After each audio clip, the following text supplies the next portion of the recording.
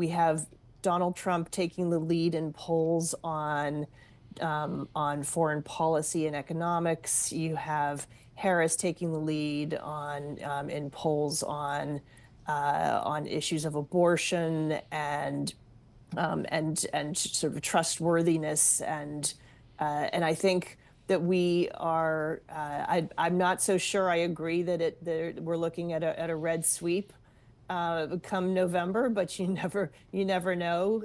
That might just happen. But I think you've got to at least give the potential that happens, and there are massive consequences if you do have a red sweep. No checks and balances then. Heidi, talk to us about one of the key issues for this election, which is immigration.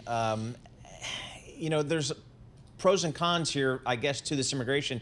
A lot of folks are highlighting some of the economic benefits to immigration in terms of a younger workforce, and actually these folks are spending money and all that kind of thing. How do you think it should be framed out? So when I talk about immigration, it's legal immigration, and I think it's important that people understand, from a macro perspective, deporting millions of people from the United States right now would be, in addition to the tariff proposals that Trump has on the table, a 1-2 punch. That would actually further fuel inflation. So we do have a relatively tight labor market still, 4.1% unemployment. We lose workers and we lose consumers at the same time. And we have a different demographic situation than when Trump was last president. America's getting older and we actually need immigration.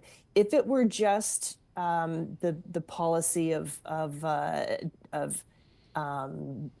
illegal immigration and getting tougher on the border, which I think both candidates are looking to do. I don't think that Trump, if you hear what he's saying, he doesn't seem to be a fan of legal immigration, and that's where I think that's a big problem, not only for our workforce, but also immigrants come with innovation. You look at the CEO and co-founder of NVIDIA. You look at the head of Google, Sergey Brin, who co-founded Google. Jerry Yang from Yahoo, and even Elon Musk. He came here courtesy of South Africa and Canada, so he's an immigrant too.